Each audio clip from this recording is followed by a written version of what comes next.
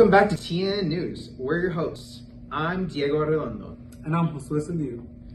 Today we're covering a special report on the 2024 election. With both Trump and Harris campaigning across the country, we see polls tightening for all races. Today we'll be covering two special races, Texas Senate race and Texas District 34 House race.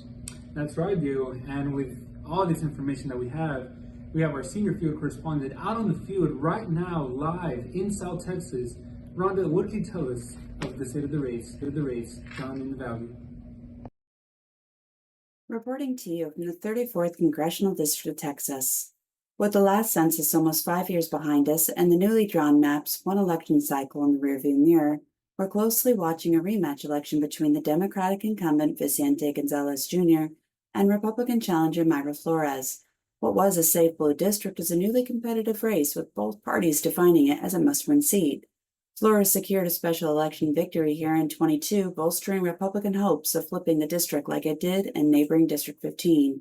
But in the rare incumbent versus incumbent race that followed, Gonzalez squashed that momentum with an 8.5-point margin of victory. Can he retain his advantage? What local residents care most about, according to local nonprofit Lupe Votes, are factors affecting daily living. A survey conducted in the Rio Grande Valley by Latino focus group Equis agrees. Only 11% of respondents ranked immigration a high priority. Abortion rights ranked in the single digits. It was the cost of living that ranked the highest.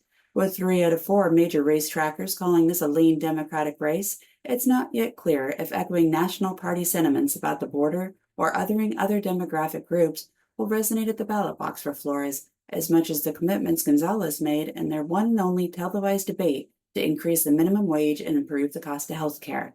I'll report back after Election Day tabulations are in. Until then, back to... That's right, Rhonda. Thank you so much for your reporting down there in the valley with all this critical information. Back to us. So, Diego, I have a joke for you. Really? I love jokes. So, why did the Constellations go to Texas? I don't know. Come on, man. Think about it. I don't know. Why? To pick up their Lone Star. I can see why you became a newscaster. That's what my mom said.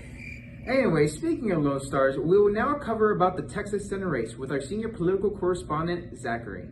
This is Robert Zachary reporting on the 2024 Texas 2018.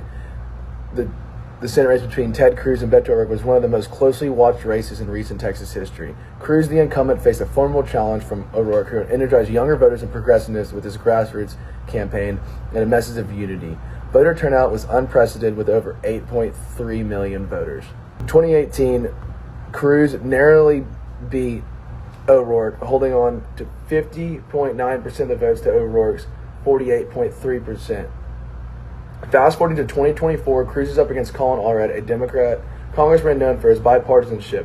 This race centers on economic security and healthcare, with polls showing a dead heat. Cruz counts on rural support while Allred targets urban and suburban voters. It's shaping up to be another tight race like back in 2018. While Cruz has the advantage of an established Republican base, a surge in turnout for Allred could tip the scales.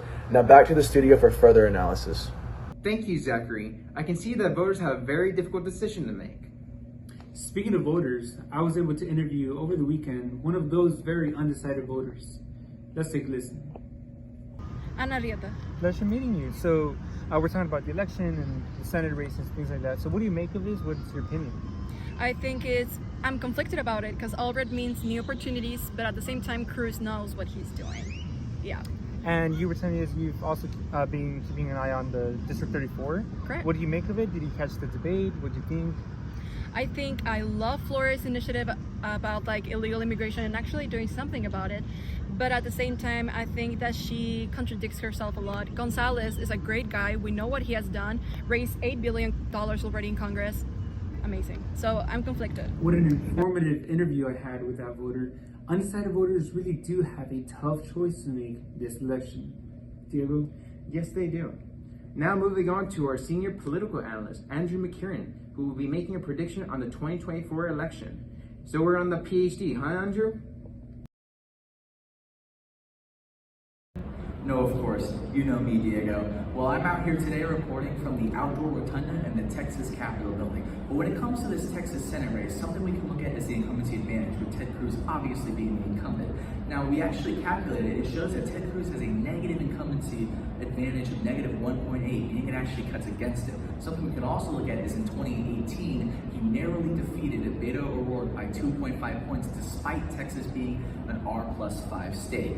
Now, then again, this was a D+8.5 environment, and this election we're looking maybe D+1 or R+1. So when we put all these factors together, as well as the poll showing he's up by maybe 4 points, according to New York Times 7 to the UT poll, we're really looking like we think Cruz is going to win by about 4 points. Now, when it comes to the Texas 34th district, we're looking at a poll here from the NRCC showing that Trump is actually up in that district by 2, but Gonzalez is up by 3.